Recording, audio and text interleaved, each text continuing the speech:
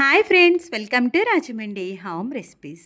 ఈరోజు మన ఛానల్లో చలివిడితోటి ఓల్డ్ ట్రెడిషనల్ రెసిపీని అయితే చూపిస్తున్నా.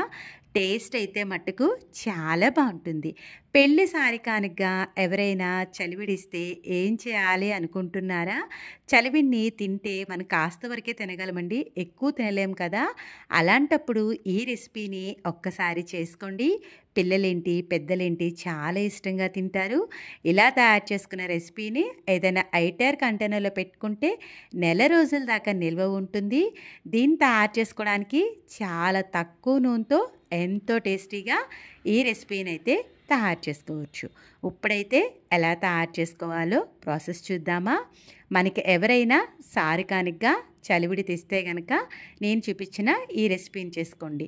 రూమ్ టెంపరేచర్ వచ్చిన తర్వాత బౌల్లోకి చలివిడిని ఇలా మ్యాష్ చేస్తూ వేయండి. ఇలా మ్యాష్ చేసినప్పుడు మనకు అక్కడక్కడ జీడిపప్పు, ఎండు కొబ్బరి ముక్కలు ఉంటాయి. వాటిని తీయాల్సిన అవసరం లేదండి, దాంతోపాటే మ్యాష్ చేస్తూ వేయండి. స్వీట్ టేస్ట్ ఎన్హాన్స్ అవ్వడానికి పావు స్పూన్ దాకా ఉప్పును వేస్తున్నా. అలానే ఒక పావు స్పూన్ దాకా వంట సోడాను కూడా వేసుకోండి. పైన లేయర్ మంచి క్రిస్పీగా రావడానికి 3 టేబుల్ స్పూన్స్ దాకా గోధుమ పిండిని అయితే వేస్తున్నా. గోధుమ పిండి వేయడం వల్ల పైన లేయర్ మంచి క్రిస్పీగా ఉంటుంది. ఇలా వేసుకున్నాక కొద్దిగా నీళ్ళను వేసుకొని పిండిని ఉండలు లేకుండా గరిటెతో మిక్స్ చేయండి. ముందైతే నీళ్ళు ఎక్కువ వేయొద్దండి, ఇలా తిక్కగానే కలుపుకోవాలి. చూస్తున్నారు కదా, ఈ విధంగా నీళ్లు తక్కువ వేసి కాస్త గట్టిగా కలపండి. ఇలా కలిపిన తర్వాత కలిపే కొద్దీ కాస్త పిండి అనేది లూజ్ అవుతుంది. ఇప్పుడు చూసుకొని మరి కొద్దిగా నీళ్ళు అయితే వేసుకోవాలి. నీళ్ళు వేసుకొని ఇలా గరిటెతో కలుపుకోండి. లేదు అనుకుంటే గరిటె తీసేసి చేతితో కూడా ఎక్కడ కూడా ఉండలు లేకుండా కలుపుకోవచ్చు. ఇలా కాదు అనుకుంటే విస్కర్ తీసుకొని కలుపుకుంటే మీకు ఎక్కడ కూడా ఉండలు లేకుండా పిండి అనేది బాగా కలుస్తుంది. ఒక 10 నిమిషాల పాటు విస్కర్ తోటి బాగా మిక్స్ చేసేసేయండి.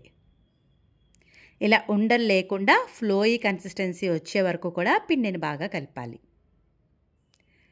చూడండి, బ్యాటర్ కన్సిస్టెన్సీ అనేది ఈ విధంగా ఉండలు లేకుండా ఫ్లోయీ కన్సిస్టెన్సీగా రావాలి. ఒక 10 నిమిషాల పాటు మూత పెట్టేసి పక్కన పెట్టండి. 10 నిమిషాల తర్వాత స్టవ్ ఆన్ చేసి గుంత పొంగడాల ప్యాన్ని పెట్టండి. దీంట్లోకి ప్రతి పొంగడాల్లోకి కొద్దిగా ఆయిల్ని అయితే వేసుకోండి. ఆయిల్ హీట్ అయిన తర్వాత ఫ్లేమ్ని లో ఫ్లేమ్లో పెట్టుకొని ఇలా చిన్న గిన్నెతోటి పైనుంచి కింద దాకా ఒకే డైరెక్షన్లో వేసుకోండి. పిండి చూస్తున్నారు కదా, ఇలా ఫ్లోయీ కన్సిస్టెన్సీయే ఉండాలి, అప్పుడే బాగుంటుంది. ప్యాన్కి సరిపడిన గుంత పొంగడాలన్నీ కూడా వేసేసుకోవాలి. వేసేటప్పుడు ఫ్లేమ్ని లో ఫ్లేమ్లోనే పెట్టుకోండి, హై ఫ్లేమ్లో అస్సలు పెట్టద్దు. ఇలా మొత్తం అన్నీ వేసుకున్నాక మూత పెట్టేసి లో టు మీడియం ఫ్లేమ్లో కుక్ చేసుకోవాలి. కొద్దిసేపటి తర్వాత మూత తీసుకుంటే చూస్తున్నారు కదా, చుట్టూ అంతా కూడా మనకి కాస్త బ్రౌన్ కలర్లో వచ్చేసాయి. అంటే ఒకవైపు వేగిపోయినట్టు అనమాట. నెమ్మదిగా మనం స్పూన్ తోటి బ్యాక్ సైడ్కి అయితే టర్న్ చేసుకోవాలి. వెనక వైపును కూడా ఈ విధంగా మంచి గోల్డెన్ కలర్ వచ్చే వరకు లో టు మీడియం ఫ్లేమ్లో పెట్టుకొని ఫ్రై చేసుకోవాలి. ఎప్పుడైనా చుట్టాలు మనకి ఇలా చలివిడిచ్చినప్పుడు దాన్ని వేస్ట్గా వృధా చేయకుండా ఒక్కసారి నేను చూపించిన ఈ రెసిపీని చేసుకోండి. పిల్లలేంటి పెద్దలేంటి చాలా చాలా ఇష్టంగా తింటారు. లో టు మీడియం ఫ్లేమ్లో పెట్టుకొని బ్యాక్ సైడ్ కూడా మంచి గోల్డెన్ కలర్ వచ్చే వరకు ఫ్రై చేసుకోవాలి. ఇలా ఫ్రై చేసుకున్న వీటిల్ని ఏదైనా డబ్బాలో పెట్టుకుని స్టోర్ చేసుకుంటే చక్కగా నెల రోజుల దాకా నిల్వ ఉంటాయి. ఇంతేనండి, చలివిడితోటి ఓల్డ్ ట్రెడిషనల్ రెసిపీ అయితే రెడీ అయిపోయింది. వీడియో నచ్చిందా? అయితే ఒక్క లైక్ ఇవ్వండి.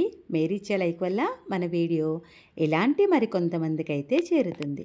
ఇంకెందుకు ఆలస్యం, మీరు కూడా ఈ రెసిపీని చలివిడితో ట్రై చేసిన తర్వాత ఎలా వచ్చిందనేది మీ అమూల్యమైన ఫీడ్బ్యాక్ని నా కామెంట్ సెక్షన్లో తెలియజేయడం మర్చిపోవద్దు. మీ అందరికీ నా వీడియో నచ్చిందనే అనుకుంటున్నాను. Thanks for watching my video. Please like, comment, share, subscribe my channel.